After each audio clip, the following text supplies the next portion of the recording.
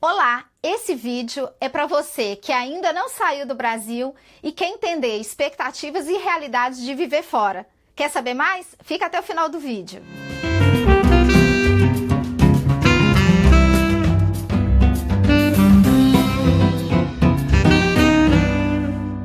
Ô de casa, podemos entrar? Bem-vindo ao Ô de Casa, o podcast que fala das delícias e angústias de ser brasileiro vivendo fora do Brasil. Sim, estamos numa nova temporada. Cenário novo, temporada nova, expectativas e realidades da vida fora do Brasil.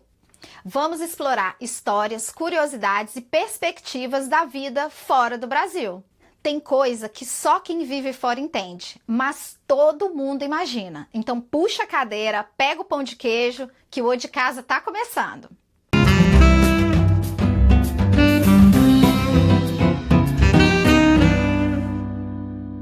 Então, começando mais um episódio, temporada nova, não se esquece, já clica aqui, ó, se inscreve no canal para sempre receber tudo de novo. Comenta, compartilha, envia esse vídeo para todo mundo que você acha que esse conteúdo vai fazer sentido. E como o tema de hoje é expectativas e realidades da vida fora do Brasil, nada melhor do que conversar com alguém que está no Brasil e tem as suas expectativas. E aí a gente vai comparar com as realidades. Então vamos chamar para essa conversa uma pessoa muito especial para mim. Vocês vão entender por que essa pessoa é especial. Vou ler as credenciais. Eu não precisaria ler, mas eu vou ler. Vitor Guilherme, administrador, tripulante de cabine socorrista, natural de Montes Claros, Minas Gerais, ó terrinha, apaixonado por música, canto e idiomas. Bem-vindo ao Ô de Casa, Vitor! Clarissa, que prazer estar aqui no Ô de Casa. Obrigado pelo convite. Para mim é uma honra estar fazendo parte, né, do Ô de Casa, esse podcast que começou aí em Minnesota, né? E para mim foi como eu disse logo no início, é um prazer estar aqui com você. Obrigado pelo convite e vamos trocar essa ideia entre expectativa de morar fora no Brasil e já quem mora fora aí, né, nos Estados Unidos. Exato, Vitor. Eu também fico super emocionada porque, gente, Vitor é meu irmão. Vulgo, né? Vulgo irmão. Vulgo meu irmão. E vai ser legal a gente bater esse papo porque a gente conversa muito, né, sobre como é que é viver nos Estados Unidos especificamente. E tem muita coisa que não condiz com a realidade, né, Vitor? Exatamente. E assim, principalmente para quem não emigrou ainda, que é no meu caso, né? Por mais que eu goste de aprender idiomas e tenho essa facilidade com idiomas, mas é muito bacana você, sabe, ouvir as histórias de quem já foi e comparar tudo, tipo, pô, eu imagino de uma forma, mas na verdade é com outra realidade, sabe? Então, às vezes o que nós achamos não é o que parece de fato na realidade, né? A gente já emigrou, né? É verdade, mas ó, já que você é nosso Odcaser, você é nosso seguidor, né? Então você já sabe que todo episódio a gente começa pedindo ao convidado para trazer uma música brasileira que o inspire, porque além das suas credenciais, a gente acredita que a música fala muito de nós mesmos, né? Então, Vitor, qual música brasileira te inspira hoje? Olha, tem duas músicas que eu gosto muito e que me tocam assim profundamente. O primeiro é Elis Regina, que quem é brasileiro sabe, né, que Elis é um ícone da música brasileira.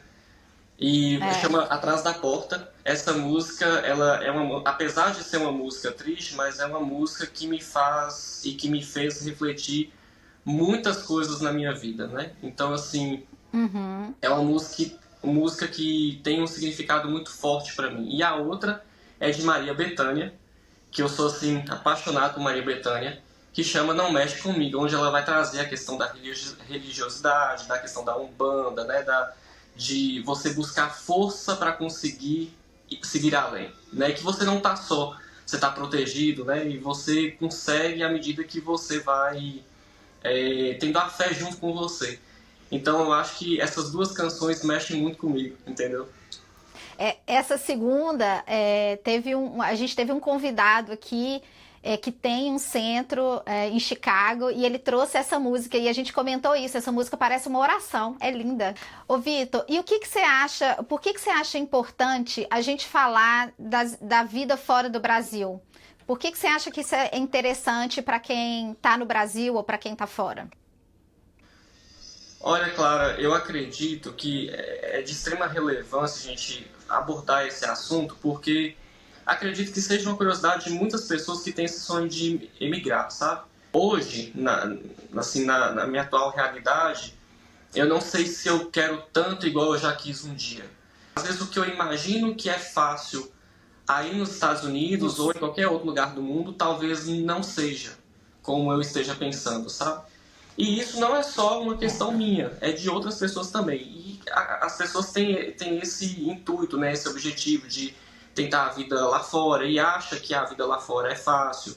Né? As questões também de como que você lida consigo mesmo lá fora, com seus medos, com seus traumas, com as suas questões. Né? Até pra gente não criar aquela ilusão, né? De que é tudo muito mais fácil do que é na realidade. Então, pra gente talvez se preparar um pouco melhor, né? Quando fizer essa decisão, né? Exatamente. Exatamente. Tá, então vamos começar assim. Quando você pensa em morar fora, qual que é a primeira imagem que aparece na sua cabeça? Olha, tem duas imagens assim clássicas, muito clássicas, que me vêm assim quando eu penso, principalmente nos Estados Unidos. Eu acho que a primeira coisa que eu faria se eu chegasse nos Estados Unidos hoje seria ir para um bar. O bar americano. Que você vê nos filmes sabe, tipo assim, você sentar naquela cadeira de frente pro cara que tá te servindo e aquele contexto todo americanizado. E segundo, é a questão do viajar pro Texas, né? Eu que sou amante de filmes de terror, né, de suspense, eu acho que eu teria uma vontade assim, imensa de viajar pro Texas, assim, caramba, eu tô aqui na terra onde os filmes de terror mais top acontece. Eu não tô sendo paga pra isso não, mas tem um bar aqui que tem esse nome, eu não vou repetir, e que é assim, é maravilhoso, porque tem essa vibe que você tá falando do texano, e tem aquela vibe em determinado momento do bar, toca uma música e os garçons e as garçonetes começam a dançar. Que legal! Que legal! Então eu posso dizer que essa sua expectativa condiz com a realidade. Sim, outro lugar eu vi por entrevista. É um lugar em Las Vegas que ele serve um hambúrguer gigante e se você não conseguir comer aquele hambúrguer, você apanha. Então, tipo assim, seria um rolê muito bacana de ir, sabe? Não sei. Ai, meu Deus, isso eu não conheço, eu não posso falar se a realidade é igual a expectativa.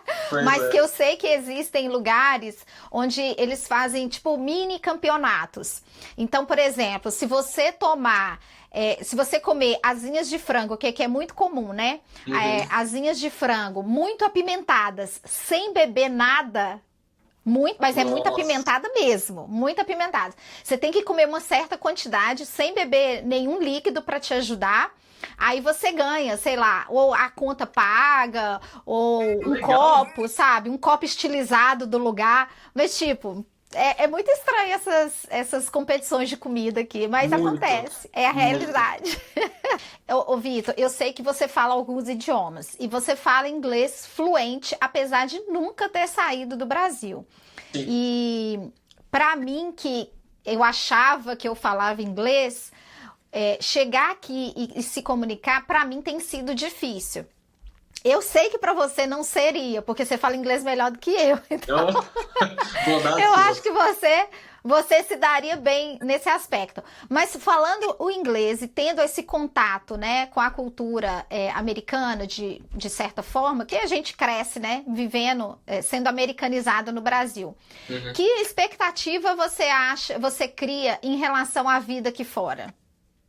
Além dessa imagem que você tem, né, obviamente. Eu acho que a primeira coisa que me vem na cabeça é a questão profissional, né?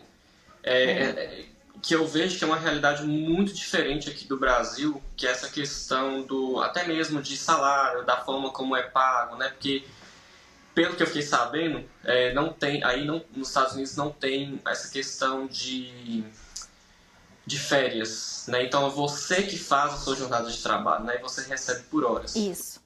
Então, é uma coisa muito interessante, inclusive, é até uma dúvida minha a respeito Porque aqui no Brasil fala-se muito de concurso, né?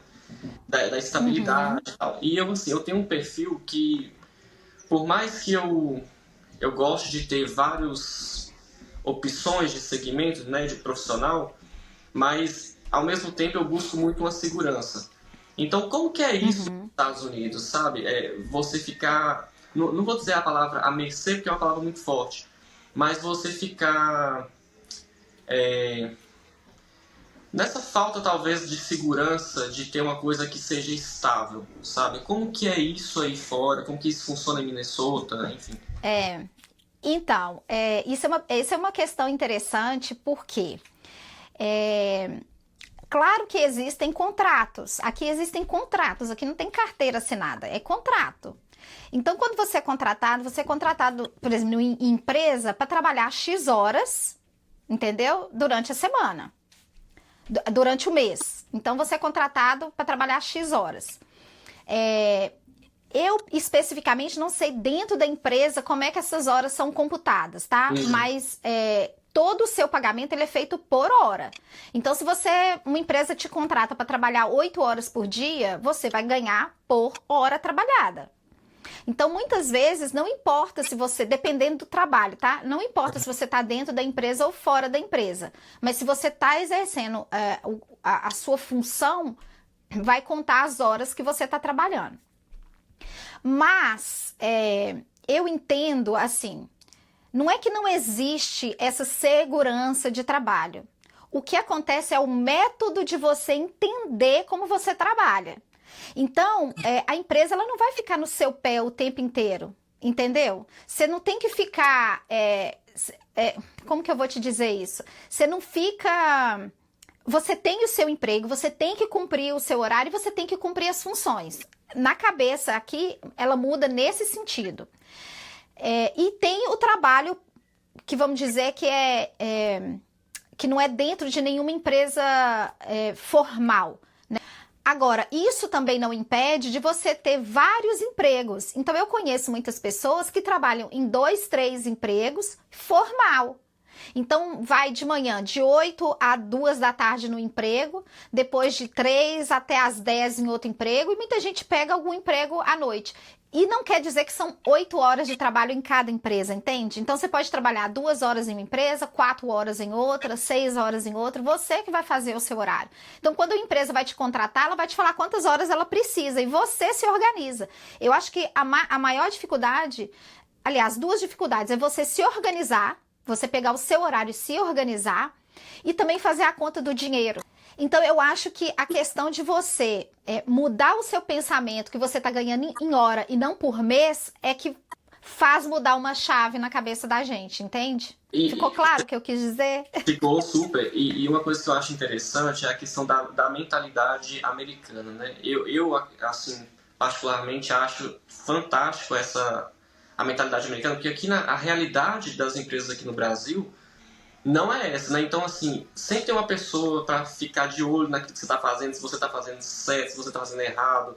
E não deixa a equipe tornar autogerenciável. É lógico que tem que ter, né, um acompanhamento dos processos e tal. Mas eu acredito que hoje nós vivemos num mundo que seria muito melhor se nós tivéssemos essa independência para trabalhar e para executar aquilo que a gente faz, sabe? As nossas obrigações dentro das empresas hoje, sabe? Eu entendo o seu ponto, mas eu acho que vem da cultura mesmo de cada lugar e como que aquela cultura foi estabelecida.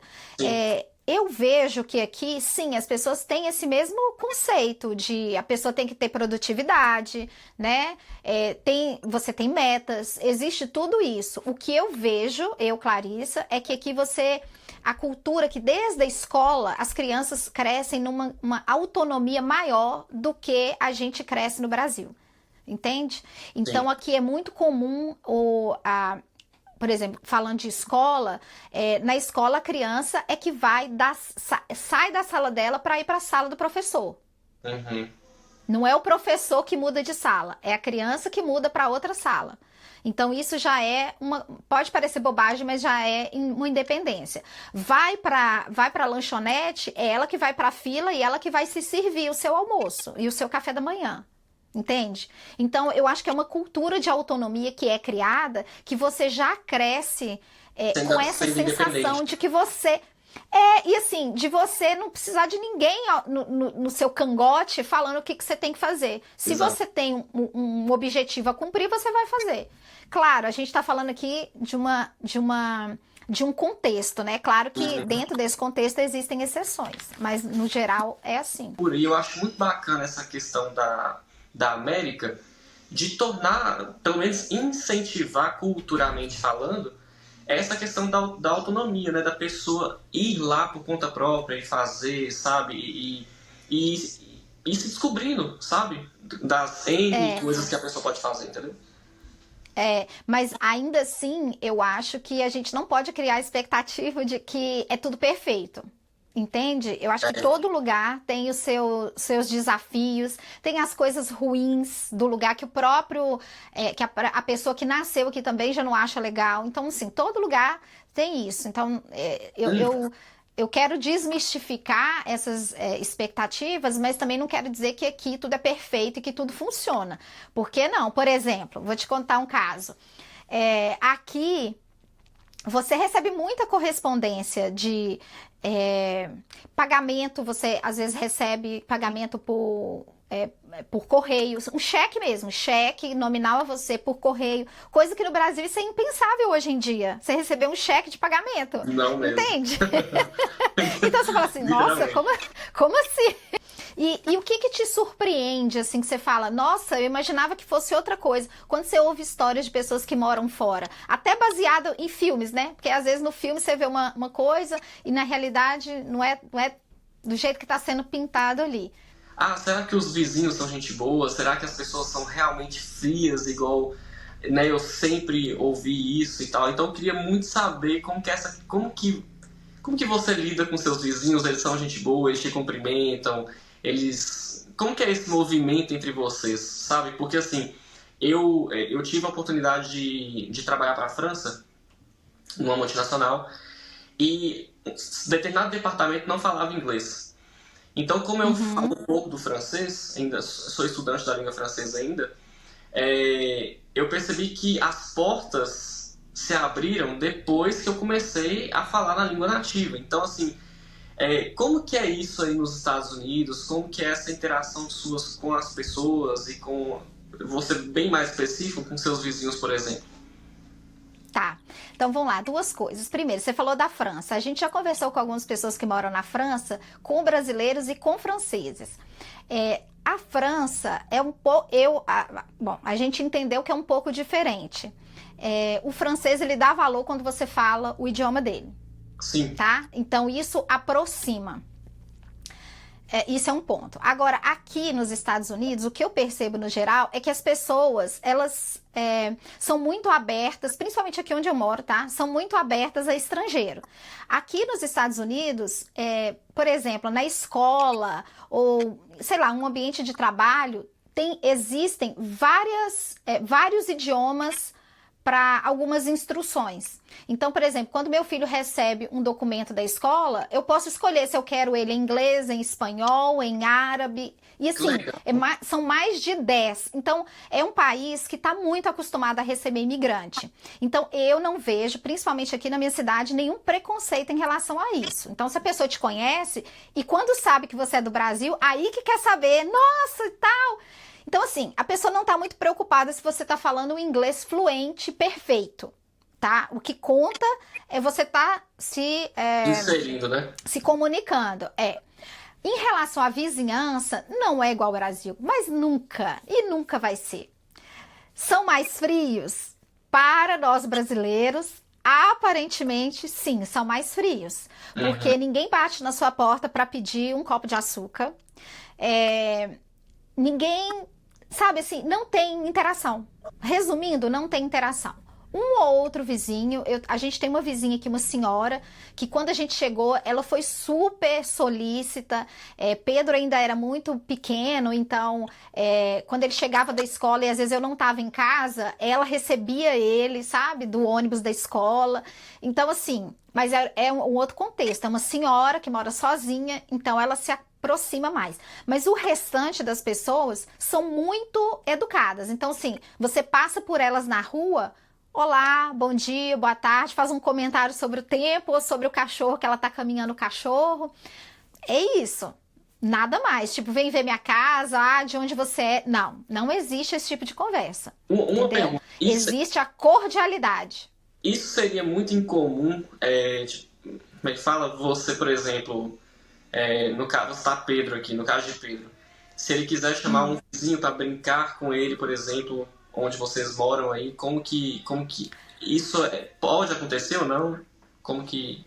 Então, poder acontecer pode, mas você não tem contato suficiente para ter essa intimidade para chamar para brincar. Entende? Mesmo se você estiver no jardim da sua casa brincando, nenhuma outra criança vai chegar igual no Brasil, sabe? Vai chegar entrando no jardim brincando. Jamais! Jamais! Jamais! Então, assim, você precisa conhecer a família primeiro, assim, tipo, os pais autorizarem, porque aqui tem essa questão da segurança muito firme, né? As casas aqui não tem muro, não tem grade, não tem nada. E você sabe exatamente onde começa o seu lote e onde termina. Então, você não vai pisar no lote do vizinho. Isso é considerado invasão de privacidade e a pessoa pode tomar qualquer atitude em relação a isso. Sabe uma coisa interessante aqui? Sabe quando no Brasil você está numa rua e vai manobrar o seu carro e que você coloca o seu carro, entra na garagem do vizinho para fazer... Aqui não pode. Aqui não, aqui não pode. Você tem que manobrar seu carro na rua. Você não pode subir no passeio do vizinho. Entendeu? Para você ter ideia, às vezes quando você vai estacionar em alguma rua residencial, por exemplo, você tem que ter cuidado, porque tem pessoas que não gostam que o seu carro estacione na porta da casa dela, a não ser que você vai entrar na casa dela. Entende? Nossa. Então, isso aqui é uma quebra de expectativa muito grande. Então, por exemplo, você vai na casa de uma pessoa e a gente tem o que chama driveway, né? Que tem a casa e tem o lugar onde entra o carro que vai para a garagem. O melhor que você pode fazer é entrar na entrada da garagem da pessoa. Se você vai entrar na casa dela. E dependendo da sua... E dependendo da sua intimidade com ela, você vai perguntar, eu posso estacionar na sua driveway? Entendeu? Porque senão você vai estacionar na frente da casa dela, mas do lado de fora, na rua. Então, assim, são coisinhas que a gente nem imagina quando a gente vem pra cá, né? Não, nem imagina, porque aqui no Brasil é uma coisa que é tão diária e corriqueira, né?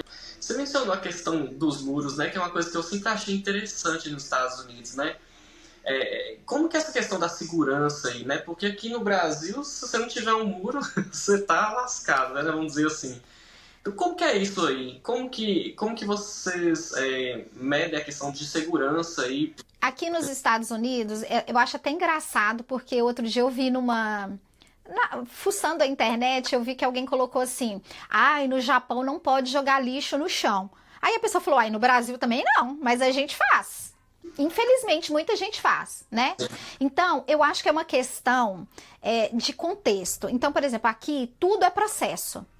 Então, a pessoa pode te processar por qualquer coisa. Então, por medo disso, as pessoas acabam agindo, entre aspas, corretamente. Porque ela não quer levar um processo. Entende? Então, acho que daí vem essa questão de você não invadir o espaço do outro, né? Tanto fisicamente quanto emocionalmente. Então, por exemplo, tem um outro exemplo aqui. Eu tenho medo de cachorro, meu filho também. E aí teve um dia aqui na rua, a pessoa... e aí as pessoas andam com cachorro aqui sempre na coleira. Não existe andar sem coleira. Não existe. Não existe. Simplesmente não existe. É proibido? Então não tem essa, meu cachorro... meu cachorro... É proibido. Então assim, não é que meu cachorro é manso, não vai fazer nada com você. Isso aqui não cola, tá? Porque se o cachorro avança em você, você pode processar o dono do cachorro. Tão simples quanto isso. E isso aconteceu um dia que eu tava andando na rua com meu filho, a pessoa passou com o cachorro na coleira, e aí ela foi entrar em casa e tirou a coleira, e o cachorro correu atrás da gente, sabe? Veio atrás da gente. Ela ficou desesperada. Nossa, mas a pessoa faltou ajoelhar nos nossos pés. Porque assim, se acontece alguma coisa, facilmente a gente processa a pessoa e ganha, entende? Então assim, as pessoas aqui são muito preocupadas com essa questão. Aí você fala assim, então a lei aí nos Estados Unidos funciona? Não acho que 100%, mas as pessoas acabam usando isso para se precaver. Entende? Coisa que no Brasil a gente sabe que não tem fiscalização. Então você acaba, vou fazer porque ninguém está fiscalizando. Aqui as pessoas não contam com isso, entende? Com a fiscalização. Elas entendem que qualquer saída ali, deslize, ela pode ser processada. E aí outro fato interessante que eu acho é o negócio de dirigir. Então, quando eu comecei a dirigir aqui, eu achava muito, assim, é tudo muito sinalizado. Eu acho mais fácil de dirigir do que no Brasil. As ruas de bairros, ok, é igual ao Brasil mesmo, mas aqui tem muito autoestrada. Então, para qualquer lugar que você vai, você tem 3, 4 pistas na sua mão. Então, é muito mais tranquilo você dirigir. Porém, aí no Brasil tem uma coisa que a gente usualmente faz, que é não parar na placa de pare. No Brasil a gente usa a placa de pare não como pare, né? A gente vê se dá e vai. Aqui não, aqui você tem que parar, você para. Então você não dá a preferência, você para e você olha e segue. Então isso é uma coisa que eu achei diferente aqui no dirigir, né? You gotta stop right now. Exatamente. Exatamente. Ao pé da... Exato, ao pé da letra. E aí eu acho que entra em questão de legislação e tudo, aquele outro ditado também americano, né, que fala better safe than sorry. Então, é melhor você fazer o negócio de acordo do que depois. Então, eu acho que é bem isso. Mas o que mais que você acha que você que tem uma ideia que é no Brasil, que você queria saber como é que funciona aqui? Aqui no Brasil não é dessa forma, mas eu acho super interessante essa questão do high school, né? Porque aqui no Brasil, os professores que vão até a sala. Aí na América, os alunos que saem da sala para ir até a sala de aula. Então eu queria que você falasse um pouquinho mais sobre isso, porque eu acho que é tão interessante isso, sabe? Então, não é só high school, né? Então, eu vou falar só do aspecto que eu conheço, que é um pouco de fora, né? Porque eu não tô na escola. Então, assim, eu vou falar do que eu percebo do meu filho. Desde que ele entrou, né? Então, qual que era o drama dele no início? Ele ficava com receio de não saber para onde ir. Mas o que acontece? Você recebe, todo início de ano, o calendário e você sabe dia A e dia B. Ele é separado dessa forma, dia A e dia B. Então, todo dia, tipo, segunda dia A, terça dia B, quarta dia A, nanana. E aí, você recebe o seu schedule, né, já impresso. Tem um site que você entra também, que você pega. Então, você sabe você sabe qual que é o seu calendário escolar. Então, você pega ali, você sabe exatamente, tem o número da sala, o nome do professor e a matéria. E o horário. Então, se você tem dúvida, você olha, bateu o sino, você olha e sabe para qual sala que você está indo. E o que eu acho mais interessante é que nem toda aula você vai com os mesmos colegas, né? Porque ainda tem isso. Tem matéria que é obrigatória e tem matéria que você pode escolher fazer. Então, mesmo assim, você... Desculpa. Tem uma série aqui, faz muito sucesso aqui no Brasil, que é Everybody Hates Chris, né? Todo mundo odeia o Chris.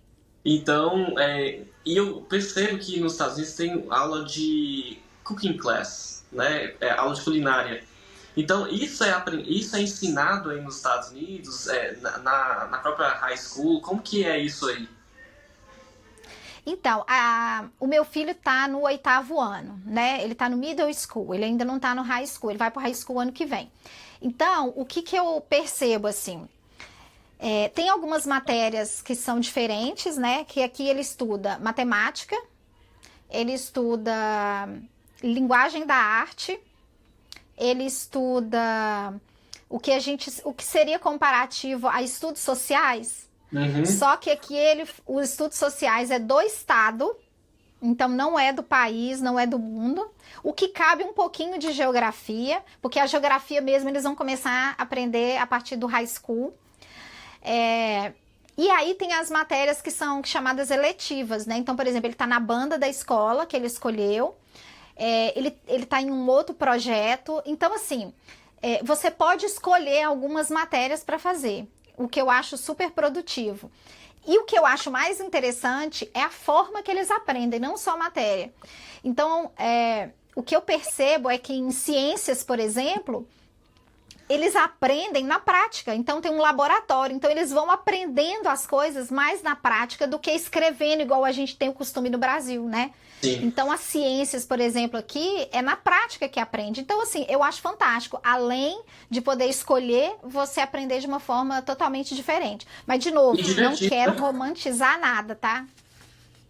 Assim, lógico, a gente não pode romantizar, mas que é uma forma criativa e divertida de você aprender, nossa senhora, é muito mesmo. Eu acho que é mais... Eu acho até que é mais do que isso. Eu acho que dá até... Inicia-se aí o processo de autonomia desse aluno, entende? Para virar um ser humano mais autônomo. Eu acho que começa daí, porque você vai aprendendo coisas que você normalmente não aprenderia se você estivesse só copiando na escola, entende? Você vai vivendo aquilo, e eu acho que a vivência, você aprende mais do que o decoreba, né? Então, eu acho que é bem por aí. Com certeza. Eu posso falar por mim mesmo. Eu sempre fui uma pessoa que eu nunca tipo assim, peguei em... Lógico, a gente pega no livro para poder estudar, mas a minha didática de aprendizagem era muito diferente desse tradicional modelo, entendeu? Eu acho fantástico. Como que funciona a saúde aí nos Estados Unidos? Eu acho que é um tópico assim, que eu tenho muito interesse de saber, sabe? Isso é interessante, porque o que a gente fala, né? Que no Brasil tem a saúde pública e a saúde privada. Aqui nos Estados Unidos a saúde é pública. Só que é igual à escola. Não quer dizer que público é de graça, quer dizer que público é para todos. Entende? Só que você tem que pagar. Então, assim, tem um outro episódio que a gente falou sobre isso. Foi um episódio que a gente falou da Karina, que ela teve que usar a emergência do hospital. Na verdade, ela teria que usar a urgência e ela usou a emergência. Aqui nos Estados Unidos é diferente. Existe a urgência, que funciona o horário comercial. Então, ela tem um horário que ela fecha e o horário que ela abre no outro dia de manhã. Então, é urgência. Então, dor de garganta, machucou ali que você não precisa sair correndo você não precisa dar ponto, não precisa nada disso, você vai na urgência, que é, sei lá, 9 horas da manhã até as 6 ou 7 ou 8 da noite. De madrugada você não tem. Agora, aconteceu alguma coisa de madrugada e você precisa de... com urgência a um lugar, você vai na emergência, entende? Só que esse é cobrado, você tem que pagar. Então, aqui tem essa diferença. Então, teve uma dor de garganta, a garganta tá doendo, aconteceu alguma coisa, espere e vai na urgência, não vai na emergência, senão você vai morrer muito dinheiro.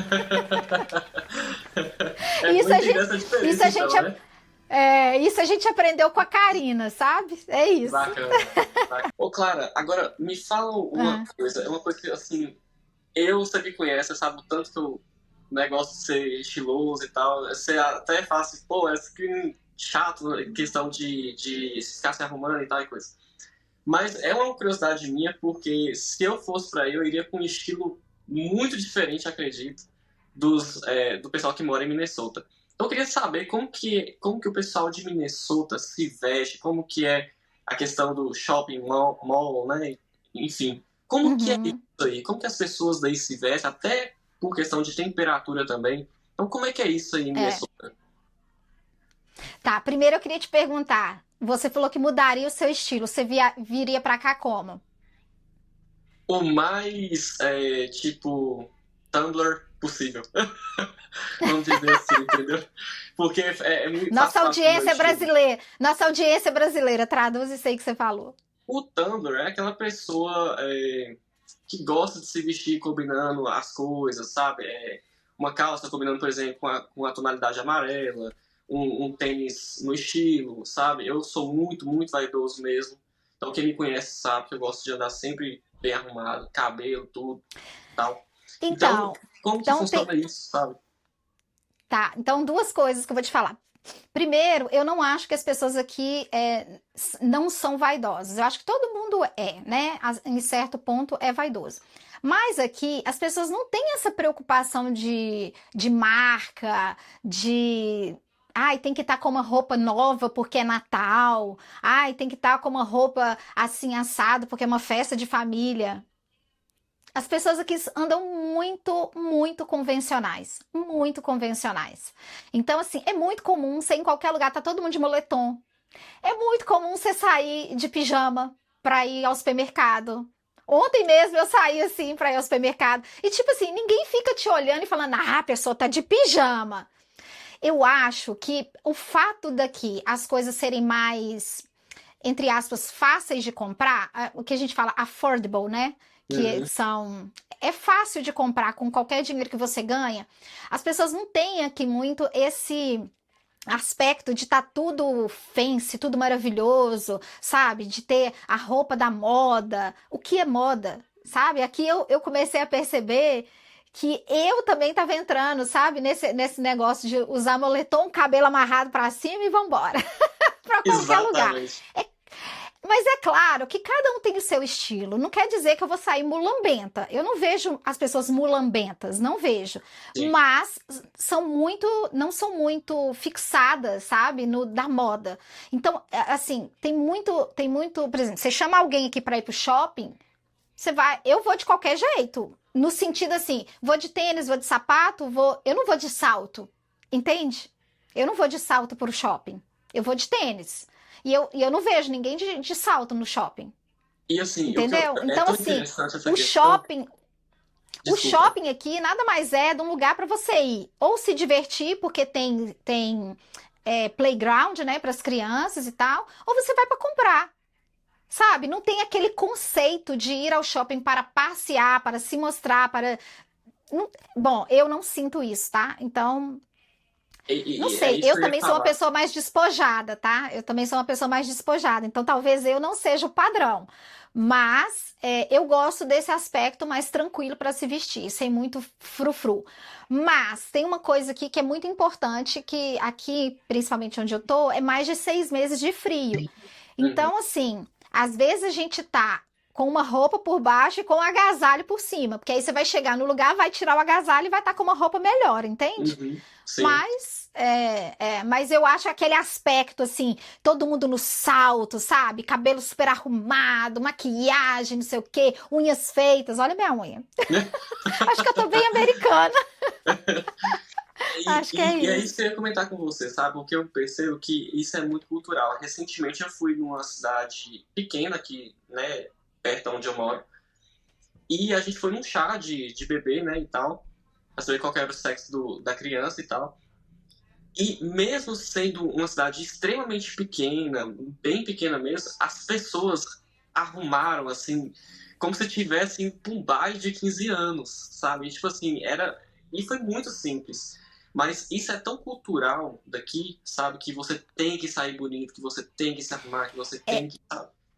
Então, eu faço a análise, tá? Que essa realidade, ela é baseada no fato de que você, quando se arruma muito, você tá mostrando para o outro que você tem condição de estar àquela altura. Então, eu acho que o Brasil, a gente vive numa escassez tão grande o tempo todo que a gente quer sempre estar mostrando que a gente pode, que a gente tem, que a gente dá conta. E a gente consegue mostrar isso pelo bairro que a gente mora, pela casa que a gente tem, pelo carro que a gente conseguiu comprar, pelas roupas que a gente veste, pelo tipo de celular que eu tenho. Aqui, você não vê esse tipo de coisa. Aqui as pessoas não se apresentam mostrando a casa onde ela mora, o bairro que ela mora, sabe? Ou falando o que ela faz da vida. Isso aqui Uhum. não é importante. O importante, o que eu sinto aqui, é assim, as pessoas aqui não te perguntam o que é. Elas não têm interesse de saber quanto que você. Qual que é a sua profissão. Elas têm o interesse de saber quanto você ganha por ano. E não é para saber se você pode ou não ter alguma coisa. É no Uhum. sentido assim, essa pessoa consegue viver bem. Ponto. Entendeu? É aquela questão, né? Você aprender a ser feliz no simples, né? Com quem você realmente é, a sua essência, né? Então, isso é bem muito bacana. Talvez seja uma expectativa e realidade aí. Eu não sei se é desse jeito, mas é o que eu vejo estando do lado de cá, entendeu? Então, eu queria te fazer uma pergunta. Se você hoje tivesse que escolher morar fora, qual seria o seu maior atrativo e qual seria o seu maior medo? Eu poderia citar dois aqui. Primeiro, a questão profissional. E segundo, a questão de relacionamento. E o meu Uhum, maior medo, a questão de a mudança. O processo de mudança, para mim, é doloroso.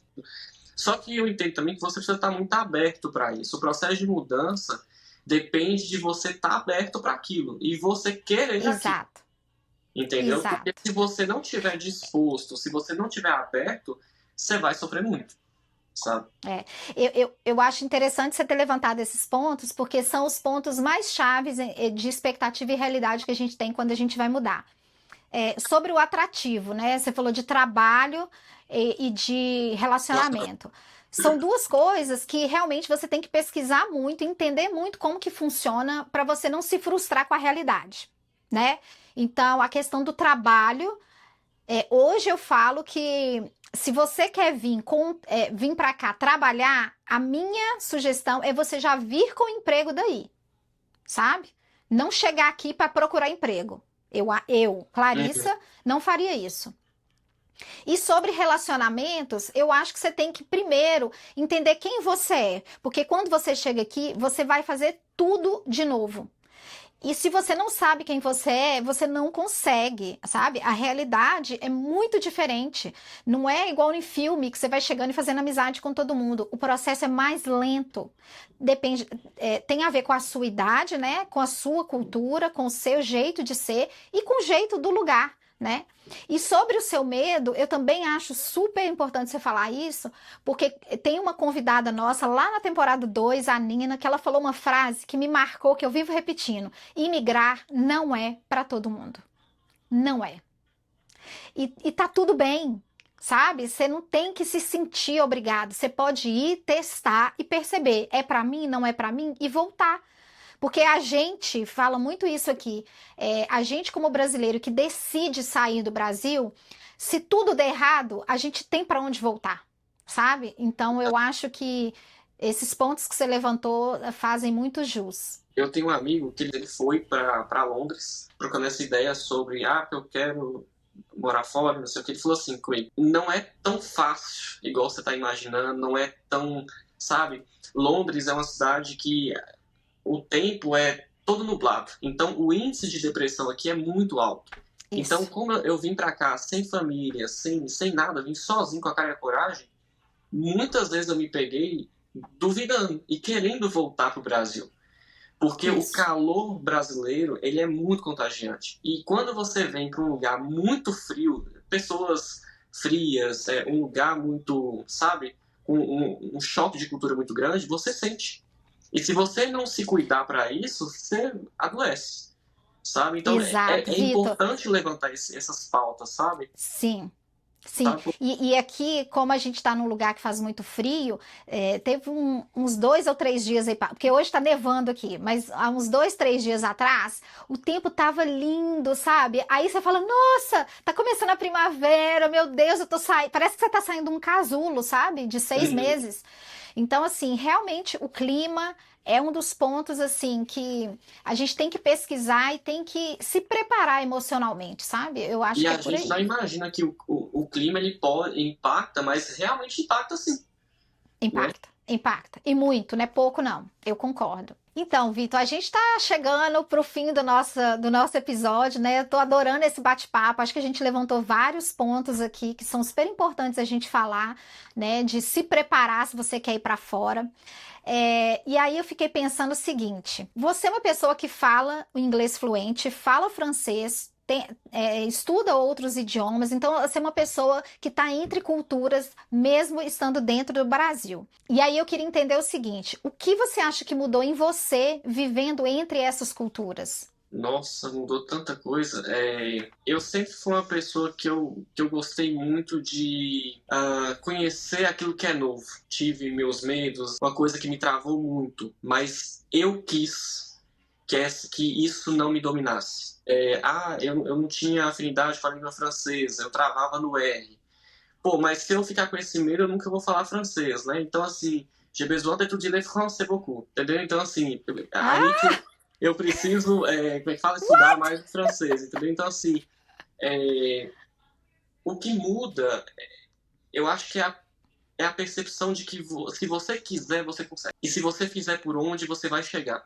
Você só precisa ir, você só precisa dar o passo, sabe? Eu acho que em nós temos muitos paradigmas com a gente que a gente precisa, sabe, desmistificá-los, sabe? Então eu percebo isso muito em mim. Eu acho interessante isso, que quanto mais a gente vai conhecendo outras culturas, a gente vai se abrindo mais, né? Vai, e se permitindo, que eu acho que a palavra é essa, quando você se permite viver novas realidades, novas coisas, você começa a enxergar, pô, existe um mundo mais abrangente daquilo que eu tô criando em mim, entendeu? Então Nossa, o idioma para mim, ele me ajudou nas minhas questões relacionais, me ajudou principalmente na questão profissional. Nossa, eu achei que você falou perfeito, porque é sobre isso mesmo, é a gente ampliar os horizontes, né, sempre. Então, Vitor, a gente chegando ao final do nosso episódio, sabendo que você é uma pessoa que fala vários idiomas, fluente, que eu sei, e alguns ainda estudando, e isso te permite entrar em várias culturas. E aí, baseado nisso, eu queria saber se uma pessoa que estivesse passando pela mesma situação que você, nesse sentido, que conselho você daria para essa pessoa? Olha, Clara, como a gente está falando sobre idiomas, eu acho que o idioma ele pode te levar a tantos lugares que você nem imagina e a vivenciar experiências que você nunca imaginou que você poderia experienciar, sabe? Então, assim, identifique sua potencialidade, invista nisso, sabe? E vai. Só vai e faz acontecer. Porque se você fizer, acontece. É isso mesmo, é abrir mais e conhecer culturas novas para a gente sair do casulo, né? Exatamente. É Literalmente. isso. Vitor, eu queria te agradecer demais pela sua participação. Significou muito ter essa conversa aqui com você. Eu sei que fora das telas a gente também tem essas conversas, né? Mas é legal a gente trazer isso para o público e mostrar que mesmo entre irmãos, né? A gente vê muitas semelhanças e muitas diferenças, muitas expectativas, muitas realidades diferentes. E eu acho que a vida é feita disso, né? Então, assim, muito obrigada por estar aqui com a gente no primeiro episódio da nova temporada. Muito obrigada. Clara, que prazer foi ter esse bate-papo com você. E obrigado por trazer. E parabéns pelo O de Casa, né? Esse trabalho brilhante que você faz. E para mim foi uma honra. Então é isso, porque morar fora tem muitas surpresas que só quem vive entende. Mas quando a gente compartilha, todo mundo aprende. Então é isso, pessoal. Todo domingo tem episódio novo no canal. Não se esqueça, clique aqui, se inscreva no canal, curte, compartilha, segue a gente nas redes sociais. Essa é uma iniciativa da comunidade brasileira para a comunidade brasileira. Muito feliz em compartilhar todo esse conteúdo com vocês. Então nos sigam para mais. Mas para ter certeza que você chegou até o final desse episódio, escreve aqui pra gente um comentário, #ViverFora. Então é isso, o O de Casa vai ficando por aqui. Tchau, pessoal! O de Casa! Au revoir!